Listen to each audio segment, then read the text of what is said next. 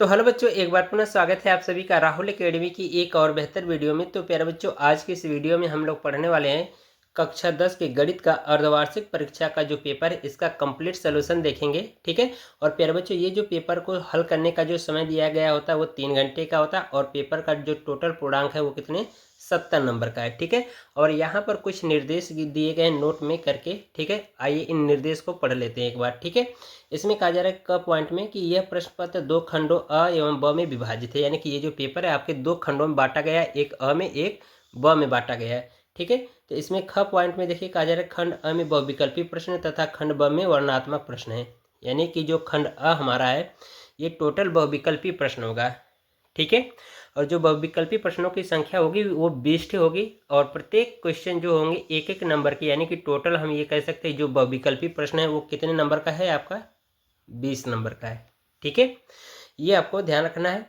और बाकी जो वर्णनात्मक प्रश्न है जिनको सॉल्व करना है वो आपको अपनी उत्तर पुस्तिका पर देना होगा। और जो ये ऑब्जेक्टिव टाइप के जो क्वेश्चन यानी कि 20 जो बहुविकल्पी प्रश्न है ये आपको एग्जाम में OMR सीट मिलेगी, जहां पर जो ऑप्शन सही होगा उसी को हमें OMR सीट में अंकित करना होगा। ठीक है, ये आपको निर्देश ध्यान रखना है। आइए अब हम लोग खंड अ का जो बहुविकल्पी प्रश्न है इसको देखेंगे। ठीक है। तो इसमें देखिए कहा जा रहा है कि प्रत्येक खंड के 4 विकल्प दिए गए हैं जिसमें से केवल एक ही सही है। सही उत्तर का चयन करके OMR में अंकित कीजिए। ठीक है। तो यहाँ पर देखिए पहले प्रश्न में कहा जा रहा है कि बहुपद fx बराबर 3 - x + 2x² का मान x बराबर 3 पर होगा। ठीक है। तो यहाँ पर देखिए ऑप्शन नंबर डी सही होगा 18। ठीक है, ये सही हो जाएगा। आइए इसको एक बार हल करके भी देख लेते हैं। ठीक है। तो यहाँ पर सॉल्व करेंगे इसको। ठीक है। तो यहाँ पर आपको बहुपद fx बराबर आपको दे रखा है 3 - x + 2x²। ठीक है। और x बराबर आपको 3 दिया है, तो जहाँ पर x है वहाँ पर 3 रखिए। ठीक है। तो हो जाएगा 3 - x + 2x, यानी कि x की जगह पे 3 रखेंगे और इसका स्क्वायर। ठीक है। और यहाँ पर भी 3 रखना, क्योंकि x की जगह पे 3 रखना, तो ये इससे कट जाएगा। अब यहाँ पर इसको सॉल्व कर लीजिए तो हो जाएगा 2, 3 का वर्ग कर देंगे 9 बराबर 18। ठीक है, 18 आ रहा है, तो यही हमारा ऑप्शन डी सही हो जाएगा। ठीक है। अब यहाँ पर देखिए कहा जा रहा है कि दूसरे प्रश्न में कि समांतर श्रेणी के प्रथम 3 पद जबकि प्रथम पद a बराबर -5 तथा d बराबर -2 हो तो। ठीक है, इनमें प्रथम 3 पद शुरू के 3 पद आपको बताने हैं। ठीक है, यानी पहला पद, दूसरा पद, तीसरा पद बताना है। ठीक है। तो समांतर श्रेणी का जो मैंने अभी कल वीडियो प्रोवाइड कराया था, जो प्रश्नावली 5.1 है, उसके क्वेश्चन में ये पूछा गया क्वेश्चन था। ठीक है, इसीलिए मैंने बताया भी था, कॉन्फिडेंस के साथ आपको बताया है कि इस टाइप के जो क्वेश्चन या तो ऑब्जेक्टिव में आएंगे या फिर लिखित में आएंगे, 1-1, 2-2 नंबर में। ठीक है। तो यहाँ पर देख रहे हो आपको ऑब्जेक्टिव क्वेश्चन मिला है।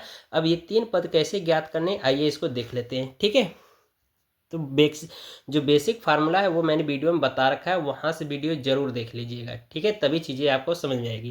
तो यहाँ पे प्रथम पद a बराबर आपको दिया गया है। ठीक है, दूसरा क्वेश्चन सॉल्व करेंगे। प्रथम पद a बराबर आपको दिया गया है -5 दे रखा है, और जो सारवंतर d है वो कितना -2 दे रखा है। ठीक है। तो ये प्यारे बच्चे जो हमारा a होता है ना, ये किसके बराबर होता है, a1 के बराबर होता है। ये हो जाएगा इसका मान -5। अब हमें a2 का मान चाहिए और a3 का मान चाहिए। तो अगर a2 का जो मान निकालना होता है तो इसके पहले वाले पद में, यानी इसके पहले वाला पद कौन सा होगा, a1 होगा। और a1 में हम क्या करेंगे, सारवंतर d को जोड़ देंगे, तो हो जाएगा a1 + d। तीसरा पद निकाल लेते हैं। ठीक है, तो इसके पहले वाले पद में जोड़ दीजिए a2 + सारवंतर d। अब मान रख करके हल करिए, तो ये हो जाएगा। यहाँ पर देखिए a1 का मान हमें पता है -5, अब माइनस d का मान कितना हो जाएगा 2, तो जोड़ देंगे कितना आ जाएगा -7। ठीक है, इसमें रख दीजिए a2 का मान आ गया -7 और d का मान कितना है -2, तो रख देंगे। ठीक है, यहाँ पर प्लस रखेंगे लेकिन -2 है तो इसलिए माइनस चिन्ह मैंने पहले ही लगा दे रहा है। ठीक है, डायरेक्ट मैं कर रहा हूँ, तो ये हो जाएगा -9। तो यहाँ पर देखो हमें प्रथम पद, ठीक है, द्वितीय पद और तृतीय पद का मान ज्ञात हो गया। तो प्रथम पद और द्वितीय पद कौन सा है, प्रथम पद हमारा -5, द्वितीय पद -7 और तृतीय पद -9, तो यानी कि -5, -7, -9 ये हमारा आंसर हो जाएगा। ठीक है, तो इसमें ऑप्शन आप देख लीजिए कौन सा सही है, सी वाला। तो यही हमारा ऑप्शन सही हो जाएगा। अब तीसरा प्रश्न देखिए, इसमें दिया गया कह रहा है कि √1 - cos थीटा बट्टा 1 + cos थीटा किसके बराबर है। ठीक है, तो इसका ऑप्शन जो सही होगा प्यारे बच्चों वो बी वाला सही हो जाएगा। अब बी कैसे सही है इसको आइए सॉल्व करके देख लेते हैं। ठीक है, बढ़िया क्वेश्चन है, इसको देखते हैं। यहाँ पर तीसरा क्वेश्चन दे रखा है आपको, कड़ी में 1 - cos थीटा बट्टा 1 + cos थीटा, ये आपको दे रखा है। तो पूछा जा रहा है कि ये किसके बराबर होगा। ठीक है, तो इसको सॉल्व करके देखते हैं। ठीक है, यहाँ पे लिखेंगे सॉल्व। अब प्यारे बच्चों ये जो दिया गया है ना, इसका प्रमेयीकरण कर दो। ठीक है, ये हर का प्रमेयीकरण कर दो। तो ये जो चिन्ह होता है इसका विपरीत चिन्ह लेकर के लिखते हैं। तो ये हो जाएगा 1 - cos थीटा, और प्रमेयीकरण कर रहे हैं तो बट्टा ये हो जाएगा 1 + cos थीटा। अब ये क्या करिए, हर का प्रमेयीकरण करिए, तो ये हो जाएगा यहाँ पर माइनस चिन्ह लेकर के करेंगे 1 - cos थीटा अब बट्टा 1 + cos थीटा। ठीक है, इसको सॉल्व कर देंगे तो ये इसका गुणा हो जाएगा, तो वर्ग के रूप में हो जाएगा। तो हो जाएगा 1 - cos थीटा पूरे का होल स्क्वायर। अब बटा यहाँ पर हो जाएगा आपका, ये आपका माइनस है ना, माइनस चिन्ह लेके के करेंगे। ठीक है, तो ये हो जाएगा a का वर्ग - b के वर्ग के रूप में। तो हो जाएगा आपका 1 - cos स्क्वायर थीटा। यहाँ से वर्गमूल ले लेंगे। ठीक है, वर्गमूल इसका आ जाएगा 1 - cos थीटा अब बट्टा यहाँ पर हो जाएगा कड़ी में 1 - cos स्क्वायर थीटा। अब 1 - cos स्क्वायर थीटा जो होता है प्यारे बच्चों साइन स्क्वायर थीटा के बराबर होता है। तो ये हो जाएगा 1 - cos थीटा बट्टा कड़ी में साइन स्क्वायर थीटा। अब इसका वर्गमूल साइन थीटा के रूप में बाहर आ जाएगा। तो ये हो जाएगा 1 - cos थीटा बट्टे साइन थीटा। ठीक है, इसको अलग कर दीजिए तो हो जाएगा 1 बट्टा साइन थीटा अब माइनस cos थीटा बट्टा साइन थीटा, ये हो जाएगा। अब 1 बट्टा साइन थीटा बराबर जो प्यारे बच्चों होता है कोसेक थीटा होता है। तो ये लिख देंगे कोसेक थीटा अब माइनस ये होता है cot theta, cosec theta minus cot theta, ये हमारा आंसर आएगा। ठीक है, तो अब यहाँ पर ऑप्शन देखिए, तो यही ऑप्शन हमें मिल रहा है। ठीक है, यहाँ पर ये चीज़ हो जाएगा। बात समझ में आ रही? तो हमारा ये आंसर आ रहा है। ठीक है, तो इसलिए ये आपका ऑप्शन ये वाला सही नहीं होगा, ये वाला सही हो जाएगा। ठीक है, cosec theta minus cot theta. बात समझ में आ रही है? चलिए, ये क्वेश्चन दिया गया कह रहा है कि यदि साइन ए बराबर कॉस ए तो ए का मान होगा। ठीक है, बढ़िया क्वेश्चन, इसको देख लो, इसको देख लो, छोटा सा क्वेश्चन है। कह रहा है कि साइन ए बराबर कॉस ए तो ए का मान आपसे पूछा जा रहा है। ठीक है, तो दोनों पक्षों में क्या करो, कॉस ए से भाग कर दो। तो ये हो जाएगा साइन ए बट्टा कॉस ए और ये हो जाएगा कॉस ए बट्टा कॉस ए। दोनों पक्षों में कॉस ए से भाग कर रहे हैं तो ये कट जाएगा 1 और ये हो जाएगा टेन थीटा, यानी टेन ए बराबर 1 और टेन ए के पद में यानी टेन थीटा कितने अंश का मान होता है 45 अंश का। तो इसको लिख सकते हैं टेन ए बराबर टेन 45 अंश। तो टेन टेन से कट गया तो ए बराबर आ गया 45 अंश, ये आंसर हो जाएगा। ठीक है, तो इसलिए ऑप्शन नंबर इसका कौन सा सही हो जाएगा, सी वाला सही हो जाएगा। ठीक है, उसी तरह से यहाँ पर देखिए इसको भी सॉल्व कर लेना। अगर हम मान लेते हैं इसको बट्टा 1, ठीक है, तो ये हो जाएगा लंब बटे आधार, यानी कि लंब बटा आधार। तो यानी कि अगर हम मान लें कि ये त्रिभुज है हमारा कोई, ठीक है, तो लंब का मान कड़ी में 3 और आधार का मान 1, तो कर्ण का मान आप निकाल लेना। तो जब कर्ण का मान निकल जाएगा तो सेक थीटा का मान आप निकाल सकते हो। बात समझ में आ रही है? तो क्या करना, पाइथागोरस प्रमेय लगा करके कर्ण का मान निकाल लेना। जब कर्ण का मान निकल जाएगा तो सेक थीटा बराबर जो फार्मूला होता है उसमें रख करके हल कर देना, आ जाएगा मान। ठीक है, तो इसका ऑप्शन नंबर 2 सही हो जाएगा, यानी बी। ठीक है, अब इसके बाद क्वेश्चन में देखिए ये कहा जा रहा है कि बिंदु 5, ठीक है, साइन 60 अंश कामा 0, फिर 0 कामा 5 साइन 30 अंश के बीच की दूरी, दो बिंदुओं के बीच की दूरी का फार्मूला लगा देना प्यारे बच्चों। फार्मूला होता है x2 माइनस x1 का whole square plus y2 minus y1 पूरे का होल स्क्वायर। ये d बराबर फार्मूला, तो हो जाता है x1 का मान, ये हो जाएगा y1 का, ये हो जाएगा x2 का, ये हो जाएगा y2 का। इसी में रख करके हल कर देना, आ जाएगा आपका आंसर। ठीक है, तो आपका ऑप्शन जो सही होगा इसका वो सी सही होगा, यानी कि 5 आएगा। ठीक है, इसको आप चेक कर लेना हल करके। अब इसके बाद अगला क्वेश्चन देखेंगे।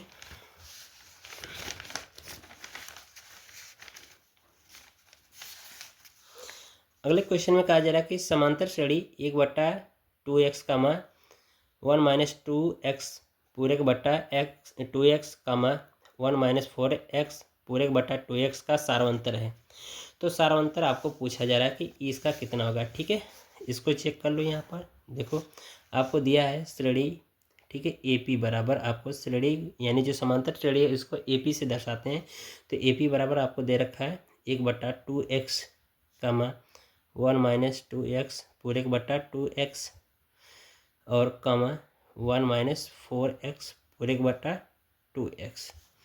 इसमें आपसे d यानी सारांतर d का मान पूछा जा रहा है। तो ये हमारा पहला पद होता है, ये दूसरा होता है, ये तीसरा होता है। तो दूसरे में से पहले वाले घटाते हैं तो ये हमें क्या निकल के आता है, सारांतर d आता है। तो हो जाएगा d बराबर A2 माइनस A1 मान रखिए। तो A2 का मान हो जाएगा 1 माइनस 2x पूरे बट्टा 2x माइनस ये हो जाएगा 1/2x। ठीक है, तो यहाँ से एलसीएम आपका मिल जाएगा 2x और ये हो जाएगा 1 माइनस 2x। ठीक है, -1, ये माइनस और ये +1 कट जाएगा तो बचा -2x बटा 2x, 2x से कट जाएगा तो d बराबर आ जाएगा कितना, -1। ये हमारा आंसर हो जाएगा। तो इसका सारांतर कितना हो जाएगा, -1। ठीक है, यहाँ पर देखो ये हो जाएगा, तो ऑप्शन नंबर बी सही हो जाएगा। ठीक है, अब इसमें कहा जा रहा है कि इसका 20वां पद ज्ञात कीजिए। ठीक है, ये श्रेणी दिया गया है और इसका 20वां पद ज्ञात करना है। इंपॉर्टेंट क्वेश्चन है ये, कल मैंने कराया था क्वेश्चन। ठीक है, तो ये क्वेश्चन आप देख लेना। ठीक है, जो वीडियो मैंने समांतर श्रेणी का प्रोवाइड कराया है पार्ट 1 में, ये क्वेश्चन मैंने बताया है, इसको ज़रूर देख लेना है। ठीक है, आइए अगला क्वेश्चन देखते हैं, नहीं तो चलो बता दे रहा हूँ। ठीक है, तो देखिए श्रेणी आपको दिया गया है, यहाँ पर नोट करेंगे। 8वां क्वेश्चन आपको दिया गया करड़ी में 2 कामा फिर करड़ी में 8 कामा करड़ी में 18 कामा करड़ी में 32 और कामा करके दे दिया है डॉट डॉट करके 20वां पद। ठीक है, इसमें पूछा जा रहा है कि 20वां पद कौन सा होगा प्रश्न में ये। तो आइए इसको सॉल्व करते हैं। तो पहले इसको सिंपल कर लें, ये जो श्रेणी दिया गया है। ठीक है, इसको लिख सकते हैं करड़ी में 2 और इसको लिख सकते हैं 2 करड़ी में 2, इसको लिख सकते हैं 3 करड़ी में 2 और इसको लिख सकते हैं 4 करड़ी में 2 और डॉट डॉट करके 20वां पद। अब आइए इसको सॉल्व करते हैं। ठीक है, तो यहाँ पर देखो यानी कि जो प्रथम पद यानी ए बराबर हमारा करड़ी में 2 हो जाएगा। ठीक है, सारांतर डी का मान निकाल लो, तो ये हो जाएगा A2 माइनस A1। तो डी बराबर कितना हो जाएगा, A2 का मान 2 करड़ी में 2 माइनस करड़ी में 2, यानी कि 2 करड़ी में 2 और ये -1 करड़ी में 2 है। तो इसमें से घट जाएगा तो आपको डी बराबर यानी सारांतर डी बराबर करड़ी में 2 मिल जाएगा। ठीक है, और यहाँ पर n बराबर आपको दे रखा है कितना, 20। ठीक है, तो फार्मूला होता है an बराबर यहाँ पर हो जाएगा आपका a + n - 1 × d। nवां पद ज्ञात करने के लिए ये फार्मूला होता है। ठीक है, इसे मान रखिए। तो यहाँ पर हो जाएगा a, जहाँ पर n है वहाँ पर रख दो 20, तो हो जाएगा a20 यानी, और यहाँ पर a का मान कितना है, करड़ी में 2, तो करड़ी में 2 हो जाएगा। अब प्लस ये हो जाएगा n का मान कितना है, n का मान यहाँ पर 20 माइनस 1, d का मान करड़ी में 2 है, तो करड़ी में 2 रख दो, इसका गुणा कराओ, तो ये हो जाएगा करड़ी में 2 प्लस ये हो जाएगा 20 करड़ी में 2 और माइनस ये हो जाएगा करड़ी में 2, ये इससे कट जाएगा, तो a20 बराबर कितना हो जाएगा, 20 करड़ी में 2, ये हमारा 20वां पद होगा, ये आंसर हो जाएगा। ठीक है, तो इसलिए इसका ऑप्शन नंबर कौन सा सही हो जाएगा, ए सही हो जाएगा। ठीक है, ये वाला क्वेश्चन प्यारे बच्चों इसको सॉल्व कर लेना। ठीक है, कह रहा कि यदि दिया है क्वेश्चन में a प्लस 1/a पूरे का होल स्क्वायर बराबर b, तो कह रहा है कि a² प्लस 1/a² का मान बताइए। ठीक है, तो इसको आप क्या करिएगा, सॉल्व कर लीजिएगा। ठीक है, तो इसका आंसर आपका आ जाएगा b-2। ठीक है, तो ऑप्शन नंबर डी सही हो जाएगा। और इसमें कहा जा रहा है कि अगर ये कंडीशन होता है तो प्यारे बच्चों जो रेखाएं होती हैं वो कैसी होती है, संपाती, यानी कि एक के ऊपर एक होती हैं, यानी कि अनेक बिंदुओं पर टच करती हैं। ठीक है, और अनेक हल होंगे, तो इसलिए इसका ऑप्शन बी सही हो जाएगा, संपाती रेखा। ठीक है, आपको 2 चर वाले रैखिक समीकरण युग्म पढ़ाया था, वहाँ पर फर्स्ट वीडियो इसका बताया था, ये पूरे इस टॉपिक पर। ठीक है, समझाया था सारणी, मैंने कहा था याद कर लेना, वहाँ से ऑब्जेक्टिव क्वेश्चन पूछा जाता है और देख रहे हो पेपर में पूछा भी गया है। ठीक है, आइए यहाँ पर कह रहा है कि जो द्विघात बहुपद दिया है आपको px² plus qx plus r के शून्य का योग होगा। ठीक है, तो शून्य का योग कैसे निकाला जाएगा मैंने द्विघात समीकरण में बता रखा है, आप वीडियो देखिए, वहाँ से चीज़ों को सीखिए, फिर इसके बाद हल करना, तो आपका आ जाएगा -q/p, ऑप्शन नंबर सी सही हो जाएगा। ठीक है, उसी तरह से यहाँ पर भी है, जैसे कि मैंने ये क्वेश्चन अभी लगाया है।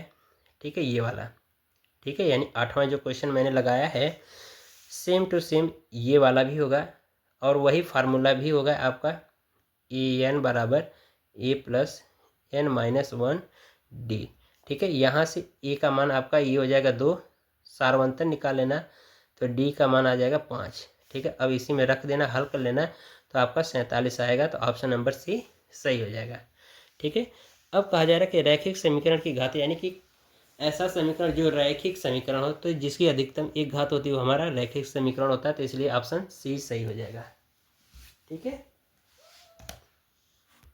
अब इसके बाद 15वां क्वेश्चन देखिए, कह रहा है कि यदि बहुपद ax³ plus bx² plus cx plus d के शून्यक अल्फा बीटा गामा हो, तब अल्फा बीटा गामा बराबर होगा किसके। तो इसको जब आप हल करोगे ना, ये प्रॉपर्टी होती है जो कि इसके बराबर हो जाएगा -d/a के। ठीक है, तो ऑप्शन सी, ऑप्शन आपका इसका यहाँ पर देखिए बी सही हो जाएगा। ठीक है, और इसमें कह रहा है कि समीकरण x प्लस वाई बराबर 9 के कितने हल होंगे। ठीक है, तो इसके अनंत हल होंगे। ठीक है, इसका ऑप्शन नंबर डी सही हो जाएगा। ठीक है, अब इसके बाद देखिए यहाँ पर भी सेम क्वेश्चन वही दोहराया पीछे वाला, तो इसका ऑप्शन सी सही हो जाएगा। ठीक है, और इसमें कह रहा है कि के किस मान के लिए समीकरण युग्म 3x प्लस 5y बराबर 0, और कह रहा है कि kx प्लस 10y बराबर 0 के शून्येतर हल होंगे। ठीक है, तो इसका ऑप्शन सी सही हो जाएगा, इसको आप हल करके चेक कर लेना। ठीक है, क्योंकि प्यारे बच्चों वीडियो ज़्यादा लंबी हो जाएगी, इसलिए मैं कुछ क्वेश्चन को सॉल्व नहीं करा रहा हूँ। ठीक है, बाकी आपके ऊपर छोड़ रहा हूँ, कमेंट में ज़रूर बता दीजिएगा, अगर नहीं कर पाते हैं तो वीडियो आपको पूरा प्रोवाइड हो जाएगी सॉल्यूशन के साथ।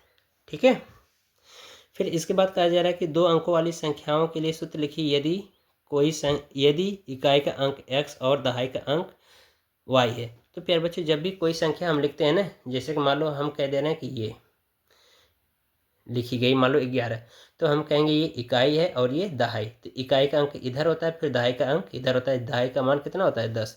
तो अगर हम कह दें कि इकाई का अंक x है तो दहाई का अंक y है, तो हम लिख सकते हैं x प्लस 10y, ये संख्या का सूत्र हो जाएगा। ठीक है, तो यहाँ पर ऑप्शन आपका ए सही हो जाएगा, यानी 10y प्लस x।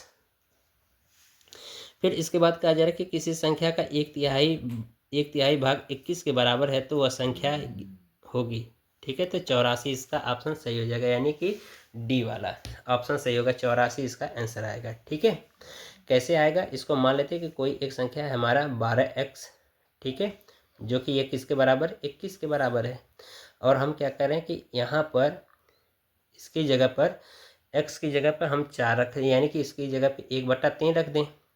ठीक है, तो ये हो जाएगा 12 गुणे 1/3 बराबर ये कितना हो जाएगा, ये आप मान लो ये x हो जाए और ये हो गया आपका 21। ठीक है, तो ये हो जाएगा आपका कितना, 4। ठीक है, अब x का मान यहाँ पर आपको दे रखा है। ठीक है, मान लेते हैं वो कितना हो, 21। ठीक है, क्योंकि x का मान आपको कह रहा है 21, तो यहाँ पर x रख दीजिए, है ना। तो x रख देंगे तो 21 का गुणा यहाँ पर कराएंगे। ठीक है, हो जाएगा 4 गुणे 21, तो गुणा कराइए तो 84 आएगा, ये हो गया। ठीक है, तो ऑप्शन आपका डी सही हो जाएगा। अब यहाँ से प्यारे बच्चों खंड ब शुरू होता है, जो कि वर्णनात्मक प्रश्न है, जिसको आपको उत्तर पुस्तिका पर लिखना होगा। ठीक है, तो यहाँ पर देखिए कहा जा रहा है कि ये बिंदु दिया गया है। ठीक है, और कह रहा है कि इन बिंदुओं से बीच की दूरी पर है और सिद्ध कीजिए कि x बराबर 2y, यानी कि 3x बराबर 2y। ठीक है, इसको थोड़ा सा मैं आपको समझा दे रहा हूँ, इसको आप कर लेना। ठीक है, यहाँ पर प्यारे बच्चों दिया गया है एक बिंदु P कोष्ठक में x, y, दूसरा बिंदु A बराबर यानी A का दे रखा है 5, 1 और B बिंदु दे रखा है आपका -1, 5। ठीक है, तो यहाँ पर प्यारे बच्चे जो PA है एक दूसरे के बराबर हो जाएंगे और जो PB होगा ये एक दूसरे के बराबर होगा, यानी इसको हम लिख सकते हैं कि PA बराबर PB, ऐसे लिख सकते हैं। तो ये हो जाएगा x1 y1, ये हो जाएगा आपका x2 और ये y2। ठीक है, तो ऐसे हो जाएगा। तो PA का मान रख दे दिए दो बिंदुओं के बीच की दूरी वाले फार्मूले से, तो यहाँ पर रखेंगे x2, यानी कि आपका क्या हो जाएगा x2 - x1 पूरे का होल स्क्वायर। तो x2 का मान 5 - x1 मतलब x पूरे का होल स्क्वायर, अब प्लस y2 - y1 पूरे का होल स्क्वायर, तो y2 का मान 1 और y1 का मान कितना है, y पूरे का होल स्क्वायर हो गया। अब बराबर ये हो जाएगा, यहाँ से इसको रख दीजिए, ये हो गया x1 y1, ये हो जाएगा x2 y2 इसके संबंध में, यानी PB के संबंध में। तो ये हो जाएगा आपका x2 का मान कितना है यहाँ से -1, अब माइनस x पूरे का होल स्क्वायर, अब प्लस यहाँ पर रख दीजिए y2 का मान यानी 5 माइनस ये हो जाएगा y पूरे का होल स्क्वायर। ठीक है, ये कड़ी कट जाएगा क्योंकि बराबर है। अब a - b पूरे का होल स्क्वायर पे और यहाँ पर सभी a - b पूरे का होल स्क्वायर पे आप विस्तार कर दोगे। तो जब विस्तार करोगे ना प्यारे बच्चों, तो यहाँ पर आपको मिलेगा 26 प्लस, मैंने सॉल्व कर लिया प्यारे बच्चों, इसको आप सॉल्व करके चेक कर लेना। तो ये मिलेगा और दूसरी साइड मिलेगा आपको 12x + 26। तो ये आपसे कट जाएगा और ये कट जाएगा आपका कितने से, ये काट दो आप 4 से, तो 4 दूना के 8 और ये 4 3 12, तो ये मिल जाएगा 2y बराबर 3x, या लिख सकते हो 3x बराबर 2y। ये हमारा आंसर हो जाएगा। इस तरह से आपको करना होगा। ठीक है, ये 2 नंबर का क्वेश्चन था, इम्पोर्टेंट था। बाकी ये क्वेश्चन आप कर लेना प्यारे बच्चों। ठीक है, ग वाला, घ वाला और अंगा वाला भी कर लेना। ठीक है, ये भी कर लेना। पुरानी वीडियो मैंने ये क्वेश्चन करा रखा है, वहाँ से देख लेना, लिंक मिल जाएगा डिस्क्रिप्शन में। ठीक है, ये इंपॉर्टेंट क्वेश्चन चेक कर लेना। और यहाँ पर प्यारे बच्चों ये भी क्वेश्चन मैंने समांतर श्रेणी में करा रखा है पुरानी वीडियो में। ठीक है, बाकी जो नई वीडियो है वो मैं बहुत ही जल्द प्रोवाइड करूँगा, इसी पर आधारित क्वेश्चन पर है। ठीक है, तो इसको आप कर लेना, देख लेना।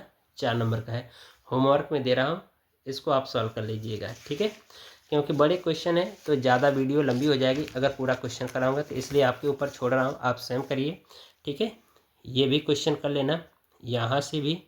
ठीक है, ये कर लेना प्यारे बच्चों। इसको बहुत ही सिंपल क्वेश्चन 4 नंबर में। इसमें क्या करना कि जो tan है ना, ऊपर देखो cos थीटा, इधर sin थीटा लिखा है, तो इसको साइन और कॉस के पद में तोड़ देना। तो इसको लिख देना tan की जगह साइन थीटा बट्टे कॉस थीटा, और इसको लिख देना कॉस थीटा बट्टे साइन थीटा। इसको इसी को अब सॉल्व करना, तो ये हमारे क्या हो जाएगा, प्रूफ हो जाएगा। ठीक है, कर लेना। ये क्वेश्चन मैंने प्यारे बच्चों जो 2 चर वाले रैखिक समीकरण युग्म की जो इम्पोर्टेंट सीरीज चल रही है, ठीक है, वहाँ पर ये वाला भी क्वेश्चन कराया था, ये वाला भी क्वेश्चन कराया था, ठीक है, और यहाँ पर ये वाला भी क्वेश्चन कराया था। ठीक है, इन सभी क्वेश्चन को आप वहाँ से देख लेना वीडियो से।